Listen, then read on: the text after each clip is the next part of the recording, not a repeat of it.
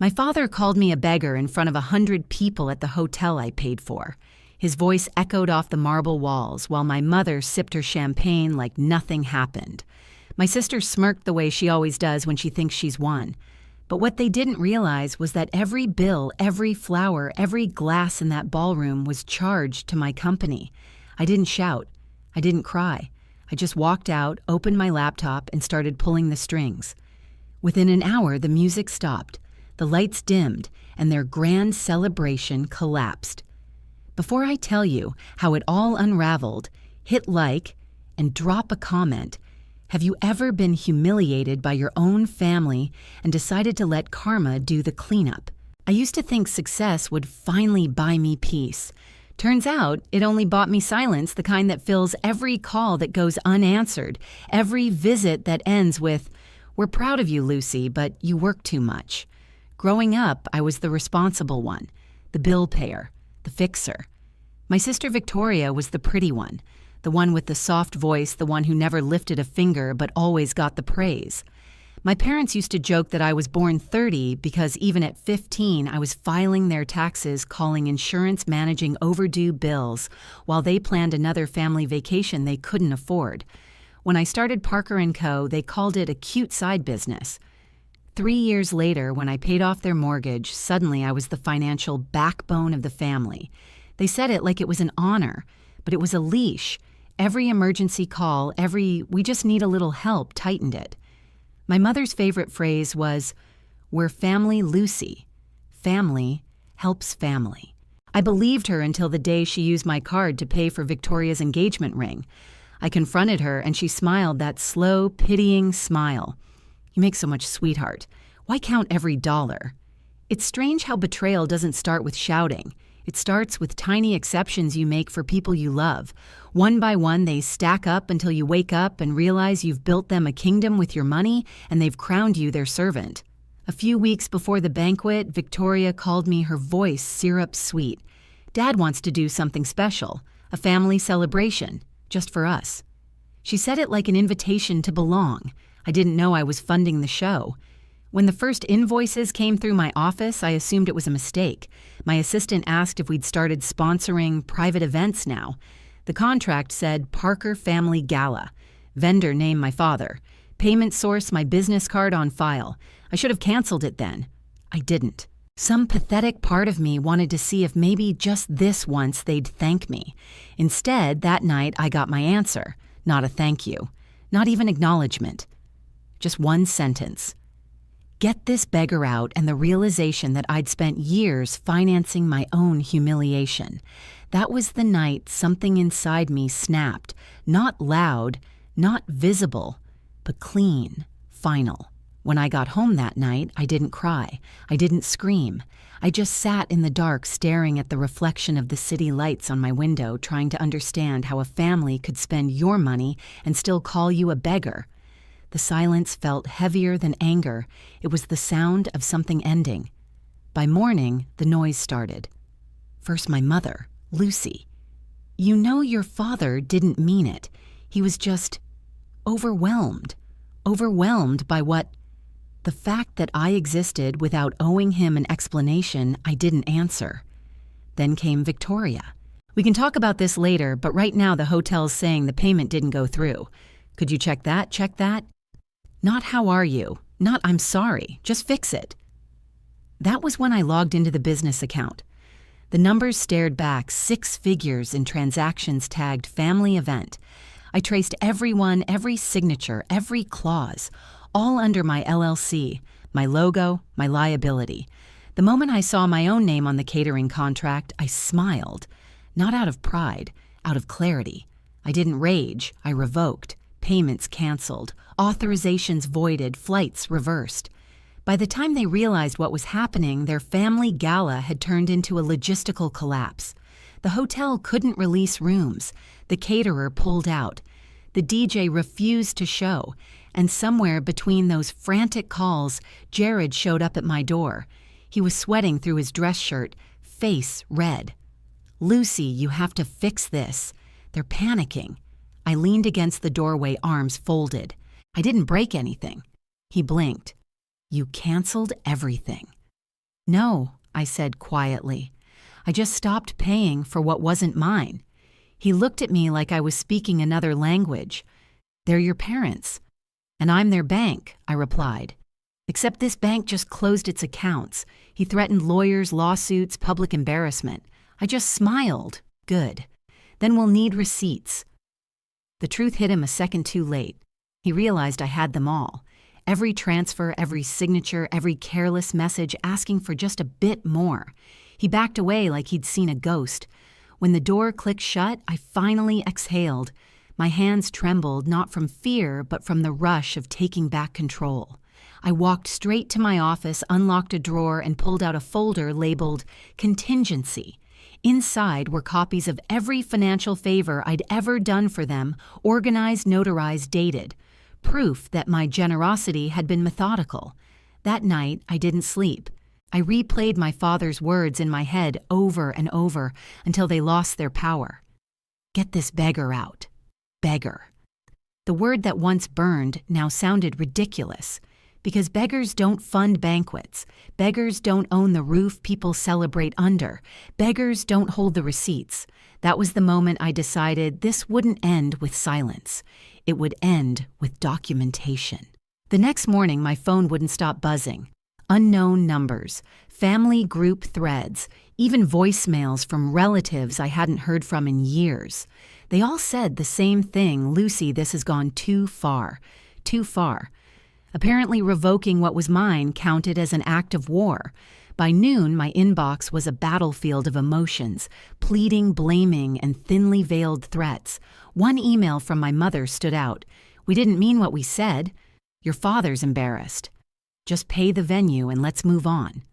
I stared at it for a full minute before replying. "You moved on the second you called me a beggar." Then I hit delete and blocked her address. That's when Franklin, my family's longtime accountant, called. His voice was cautious, almost apologetic.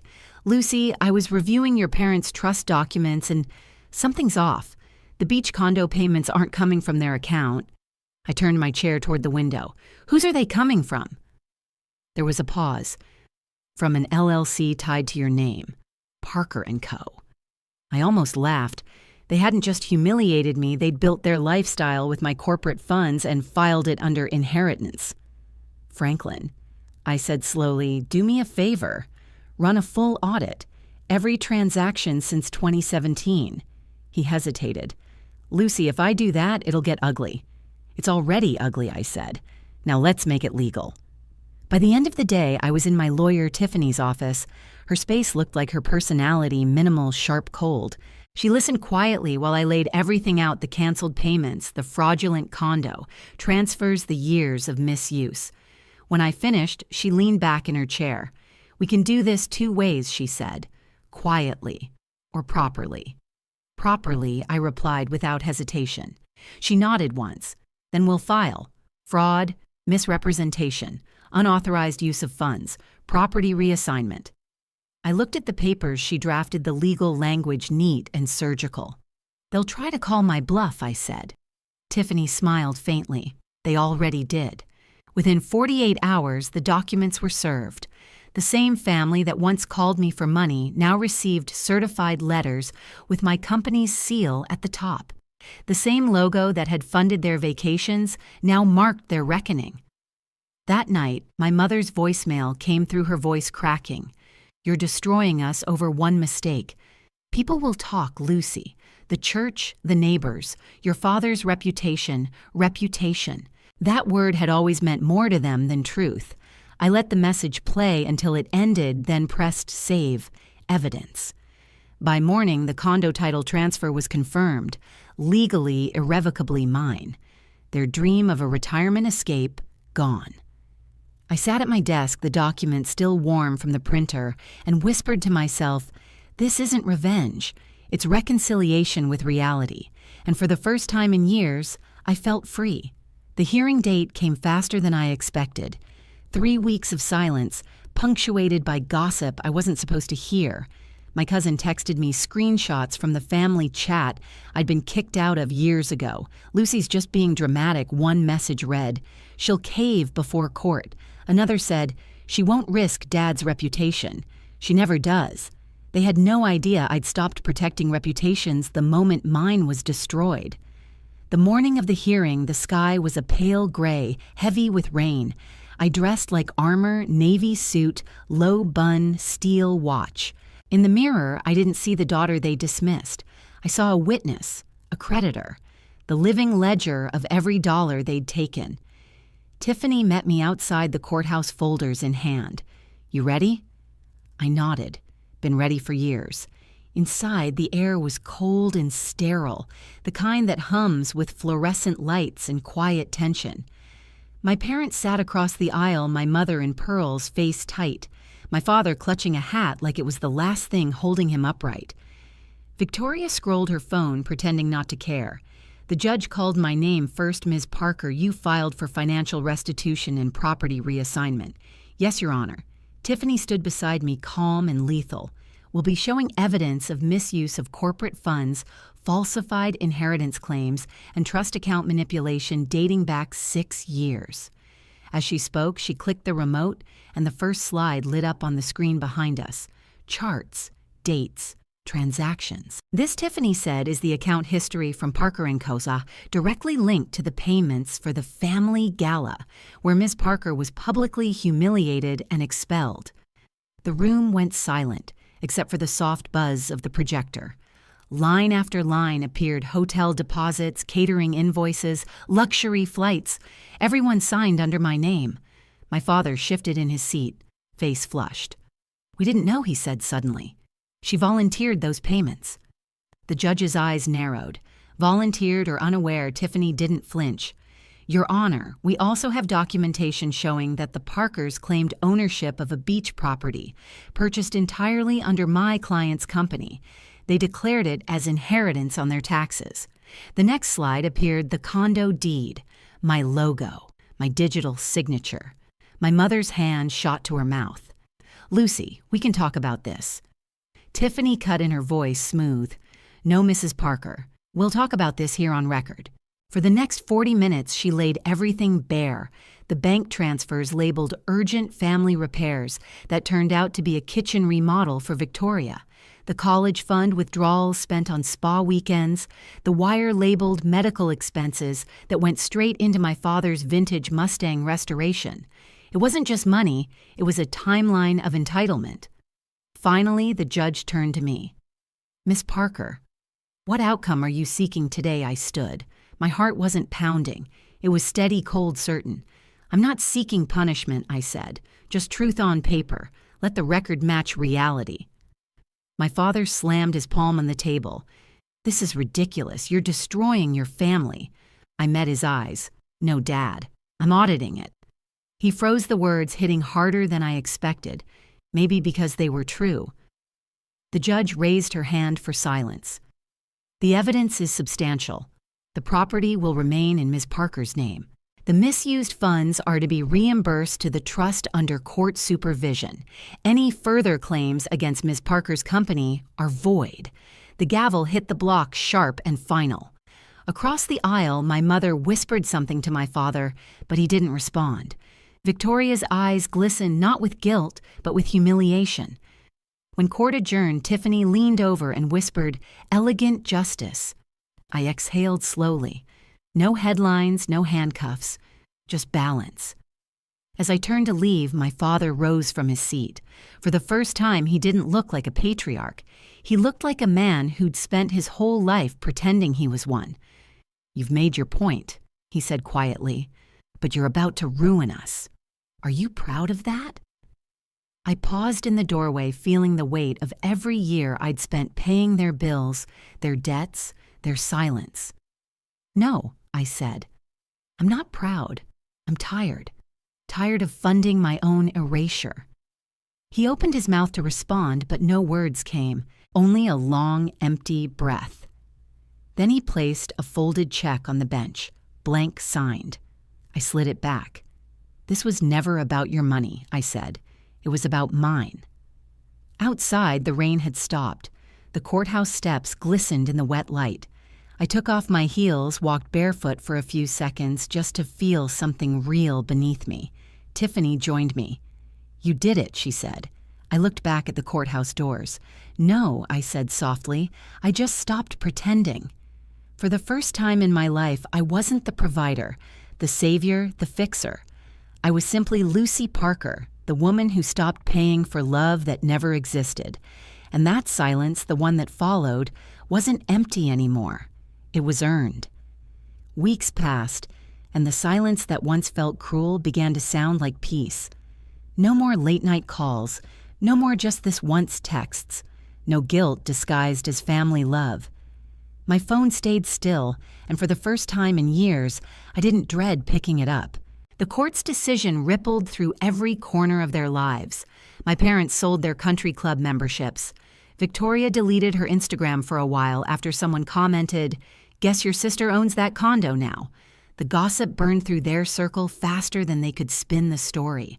But I didn't care. I wasn't watching. I'd sold the condo a month after the ruling. The proceeds went straight into something new, the Parker Foundation, a fund for women putting themselves through college without family support. I wanted the money that once fed their vanity to feed someone's future instead. Sometimes late at night, I'd still think about the day in the hotel lobby, the echo of my father's voice, the way everyone turned away. But the memory didn't sting anymore. It was just a scene from a movie I'd finally walked out of. Then one afternoon, I found an envelope slipped under my door. No return address. Inside a photograph from that banquet, everyone dressed in silver and navy glasses raised mid-toast. In the background, blurry but unmistakable, was me, mid-turn, leaving the frame. On the back, a note written in Victoria's handwriting. This was the moment it all fell apart. I stared at it for a long time, then fed it through my shredder, piece by piece. What fell apart wasn't family, it was illusion. The illusion that love requires sacrifice from only one side. When the last strip of paper disappeared, I felt something like relief. Not triumph, not revenge, just quiet. And in that quiet, I realized I hadn't lost a family. I'd freed myself from financing one. Family isn't supposed to feel like debt you can never finish paying. Sometimes the only way to heal is to stop handing out second chances disguised as help. I didn't ruin my family, I just ended their overdraft. And in that space, I built something better. Boundaries, peace, and a future that finally belongs to me. If you've ever had to walk away to protect your sanity, tell me in the comments. Your story might help someone else do the same. And don't forget to hit subscribe. More stories like this are coming.